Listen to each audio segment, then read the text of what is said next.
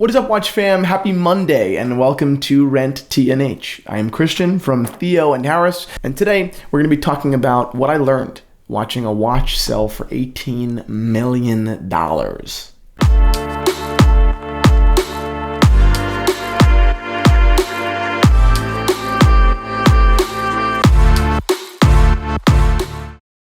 All right, before we jump into today's episode, I'll do a quick wristwatch check. I am wearing a beautiful Rolex reference 1601 in yellow gold with a black gilt dial. I mean, a truly beautiful and rare watch. I am just lucky to even be wearing it. So that's it. So let's get into my findings here. Number one, many of you know this, some of you don't, I'm sure. Paul Newman's watch was brought to auction recently by Phillips, headed by Box. Now, it wasn't just Paul Newman's watch, it was Paul Newman's Rolex Daytona with a dial that is called the Paul Newman. So really, it was Paul Newman's Paul Newman. Not only is Paul Newman's Paul Newman the original version of one of the most, important and expensive vintage, watches in the world. But as Box painted the picture, it is the most important example of the watch that changed the way that watches are collected. It's his contention that it wasn't until the Paul Newman Rolex Daytona line that sports watches were really desired and looked at as collectible. So this watch is at the top. I mean, this is supposedly the apex of watch collecting in significance and everything. So good for Phillips, good for Box, good for its buyers, good for everyone that was there. It was an incredible experience. This watch sold all in at $17.8 million. That is an astronomical amount of money. That is, I think, nearly $6 million over the prior record. It wasn't even close. The bidding started at $1 million and the first bid was 10. I mean, the room was electric and I was there. I watched history happen. I watched to date the most important auction of a watch ever. So yeah, for a watch geek like me, it was pretty cool. So let's talk about what I learned. Number one was a little bit off topic, but still kind of funny. The Supreme Louis Vuitton collaboration for sweatshirts is one of the ugliest things ever. Mega collector Alfredo Paramico wore the sweatshirt. I don't know if it was as a joke or a gag or whatever, but he did wear the $6,000 sweatshirt to the auction, and it was just hideous. I mean, don't get me wrong, Paramico looked good. He's a gentleman. He's super kind. I mean, he looks like someone that doesn't belong in that sweatshirt, but damn, I don't know how people spend the kind of money they do on this, because yuck. Okay, the second thing I learned is Box is a genius. Box was the auctioneer, I guess, which sounds so cheap, but he's the head of the watch division at Phillips, and he was the man with the hammer that night. Although I love to give people praise, I guess so often you're just so ready to look for the criticism in things, and I'm definitely guilty of that. But watching Box handle himself that Thursday night was one of the most remarkable examples of someone doing their job I'd ever seen. I mean, the guy understood the people, why they were there, how far he could push them, how he could push them to those distances, as opposed to exuding classic salesman techniques like oh, you need to buy this because it's so phenomenal and it's just the best, and you're talking about the watch. He kind of played to the bidder. I envy you because if I were you, if I were in your position, I would have this opportunity to own the most important watch in the world and I wouldn't waste it. So he kind of reversed the roles there and made for an incredible show. And yes, I mean, he brought in hammers way over estimates. So obviously his methods do work. So props to you, Box. Number three, I learned about, the class system, even among the uber wealthy. I mean, it was amazing. Everyone in that room, everyone sitting, everyone with paddles. I mean, these people, they're rich. To get these paddles, you needed to pass extensive background checks, which were developed to vet people out. Who weren't ready and prepared to spend $800,000 on a Philippe d'Or. So yeah, if you're passing background checks that say, yep, this guy can afford to drop $900,000 tonight on a watch, that's pretty amazing.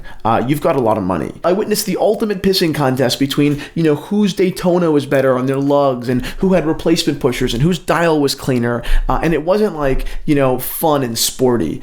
It was oddly and awkwardly competitive and embarrassing for people. And I watched it. I watched people that, they wore their watch kind of like this because, they were wearing a Paul Newman Daytona, but they both knew that it wasn't that great of a version. still a $200,000 watch. So it was funny, weird, and for me, unexpected. The fourth thing on my list, what I noticed and remembered is that watches are an asset class. Buying an $18 million watch is in no way similar to renting a private fleet of jets or renting out the plaza. You own this now, and there is a potential for loss, of course, but for tremendous, tremendous gain. Whoever bought this watch and paid $18 million very well may make $4, $5, $6 million on this sale in 6 months. There is no doubt. So when you look at it like that, $18 million really isn't that much money.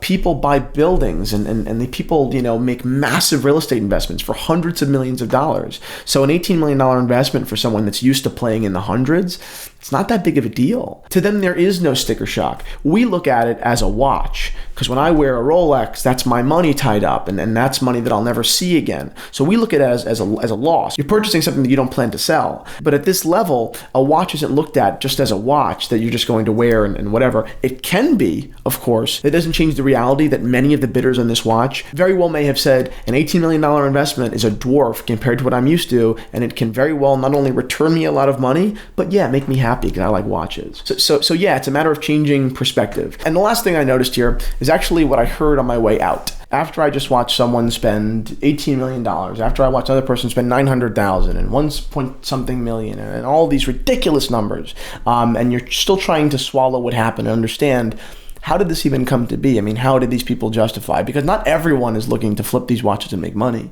Some of these people just want those watches. I saw 2 Italian collectors, people that I knew of, people that I knew, spent some serious money on watches in the past, and they've got incredible collections. And they both kind of look frustrated and disappointed. And one man said to the other, I believe, finito, non vediamo un altro, which means, as I translated, that's it. We're never going to see another.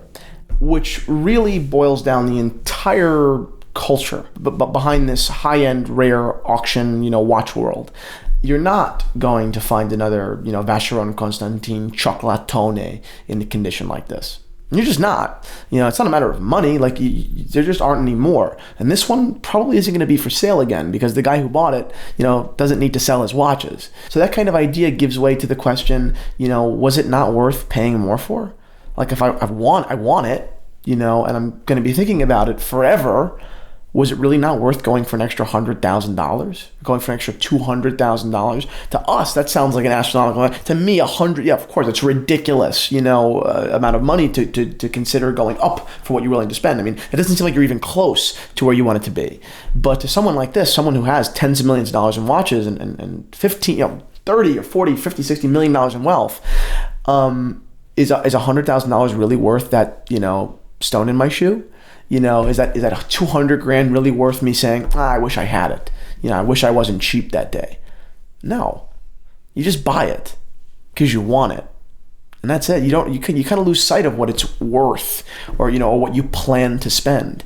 What you plan to spend is that's a projection. It's not a reality. When you're having your glass of wine today and said my limit 700 is much different, than when you're actually in the moment. And it's not just adrenaline. I mean, you start to realize that it's not 700. This watch is going to go for $950. But you know what? I still really want it. And I know that if I don't buy it right now, I'll never have it. So it's a very interesting kind of perspective shift for a lot of us. But that's it. That's what I learned watching Paul Newman sell for $18 million. Thank you guys so much again for watching this episode of RANT&H. Don't forget to follow us on Instagram at Theo and Harris and like this video if you enjoyed it. Thanks so much.